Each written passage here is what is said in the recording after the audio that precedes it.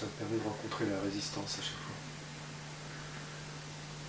La légèreté, présence perçue, ce mouvement, rencontre aussi la résistance en soi, et la résistance en soi est perçue aussi.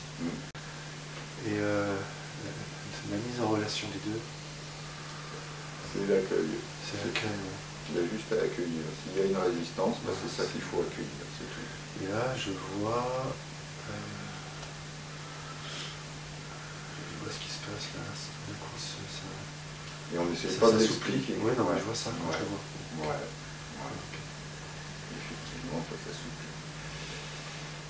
Tout ce qu'on accueille, en général, tous les nœuds ne sont nœuds que parce qu'on les maintient dans cette tension-là. Qu'on ne leur laisse pas l'espace de se dénouer. Quand on est capable de rentrer dans cet accueil simple, et l'accueil on ne peut le faire qu'à partir de l'être, on ne le fera jamais à partir de la personne, c'est toujours l'histoire de tout à l'heure, et bien ce qu'il y a besoin de se dénouer, se dénoue, et puis voilà, et il n'y a même pas de question à se poser dessus. Mais effectivement, ça s'assouplit. Parce que, pour une fois, il y a un espace où cette chose peut prendre son espace sans être enfermé dans une définition, dans une histoire, et toutes nos histoires vont revenir pour être accueillies avec leur nœud. Le paquet cadeau.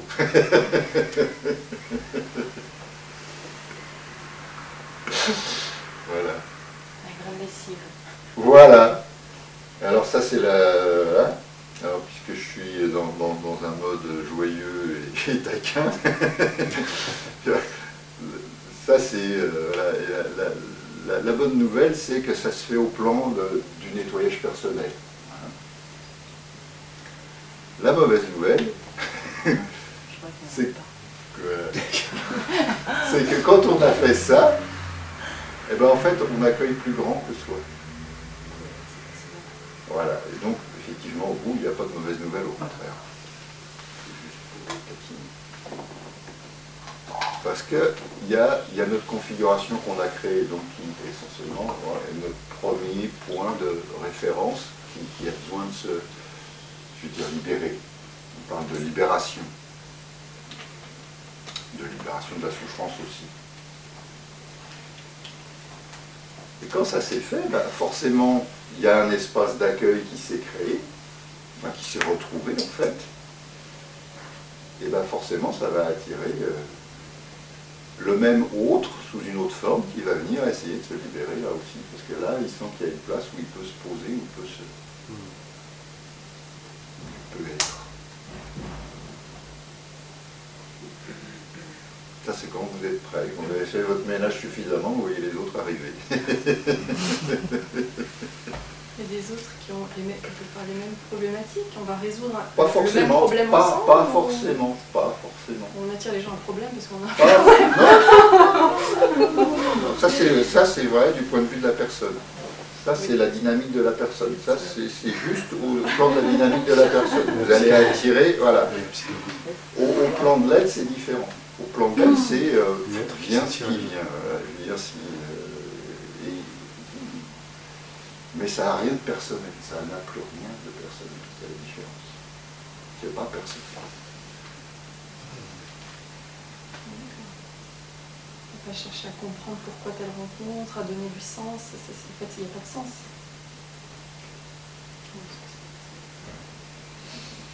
Il n'y a pas forcément un sens, mais alors je dirais qu'il y a une aimantation. Une aimantation. En résonance. Le doute, c'est de l'amour. Ah oui. Beaucoup de gros mots, tant pis. L'être recouvert de couches vient rencontrer l'être nu. Non. Ah oui.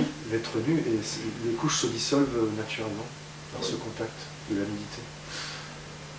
Cette simplicité. Ça dépendra de l'accueil ou pas? Pas de l'accueil, mais de la capacité de la personne qui n'a pas encore reconnu l'être à s'abandonner à cette rencontre. la souffrance viendra autant de résistance, autant de souffrance. Nos résistances sont nos souffrances. Et en France, on est pour de la résistance. Historiquement, on a prouvé, on continue. Donc, on est très fort côté souffrance aussi.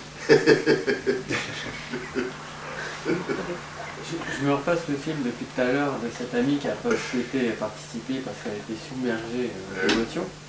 Et mon mental me refilme ça sans arrêt depuis tout à l'heure. Donc je pense à sa résistance qui est la mienne. Est-ce que c'est une résonance? Est-ce que c'est une relation au niveau de la personne que ça se passe? C'est pas au niveau de l'être? Je ne sais pas trop répondre à cette question. Dis-moi où t'es maintenant.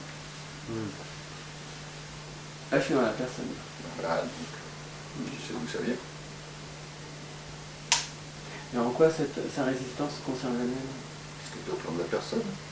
Parce que je suis au plan de la personne. Alors que si je me trouve au niveau de l'être, j'accueille cette personne telle qu'elle est. Ne fais pas une supposition. Reviens au plan de l'être. Ouais.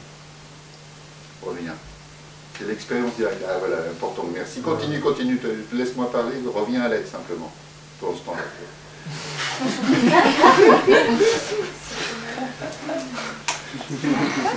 Attends, je le tiens. Vas-y, Richard. L'expérience directe. Parce qu'effectivement, eh ben, on va dire, ah bah oui, il faut que je fasse ça. Mais on ne va pas le faire. On va penser. Ça suffit. Ça ne suffit pas du tout. Parce que là, on se donne encore l'illusion. Ah bah oui, j'y ai pensé, c'est bien. Mais on ne l'a pas fait. Moi, je dis actuel, là, maintenant, tout de suite, ici, dans le corps. Pas dans l'idée du corps, ni dans l'idée de la chose.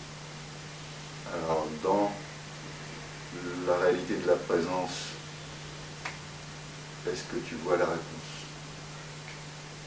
Disons qu'il y a une énergie qui se manifeste à l'intérieur, très douce, et il n'y a pas de prise en charge. Il y a un sentiment de compassion, mais il n'y a pas de prise en charge. Voilà.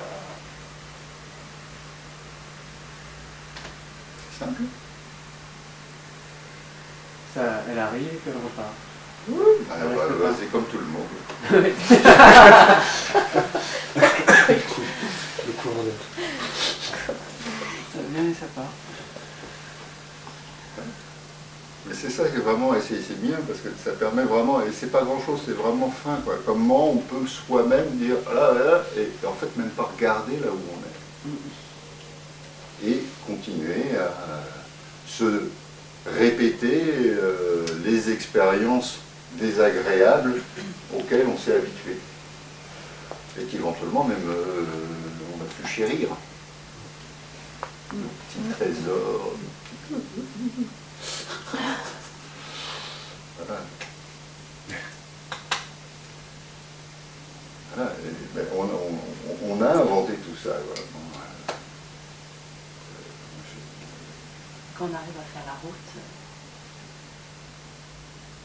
il y a beaucoup de lumière aussi. Bah oui. Bah oui. Je pense qu'il va rester fidèle à son histoire. Plus que son histoire. Sa personne. Plus que sa personne. Son être.